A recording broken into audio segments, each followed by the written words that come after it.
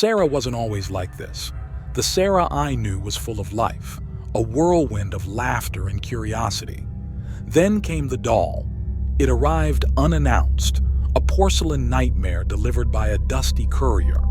Sarah, ever the collector of oddities, was enthralled. The doll was exquisite, its features impossibly lifelike, with eyes that seemed to follow you wherever you went.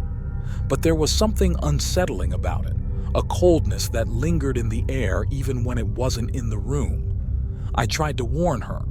"It's creepy, Sarah," I'd say, my voice laced with unease. "Get rid of it." But she wouldn't listen. She became obsessed, spending hours talking to the doll, weaving stories around its imagined life.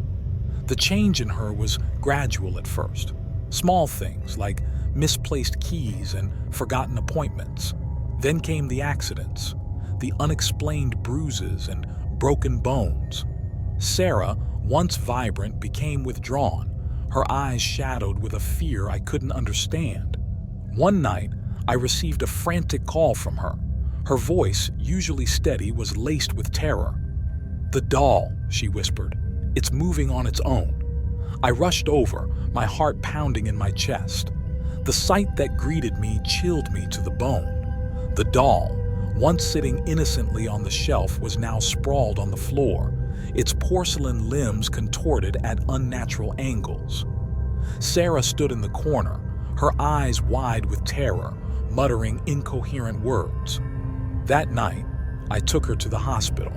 The doctors couldn't explain her sudden breakdown, her erratic behavior. They prescribed medication, but it did nothing. Sarah became a prisoner in her own mind, haunted by the doll's silent stare. I took the doll, unable to bear seeing it torment her further. I planned to destroy it, to break whatever curse it held. But something stopped me. The doll's eyes, even in the dim light, seemed to plead with me, a flicker of something akin to sadness in their depths. I locked it away, deep in my basement, hoping to forget. But the memory of Sarah and the terror in her eyes lingered. The doll's curse, it seemed, wasn't just hers to bear. It had woven its tendrils around me too. And sometimes, in the dead of night, I swear I hear whispers coming from the basement, a faint echo of a child's laughter, and the unsettling feeling of eyes watching me from the shadows.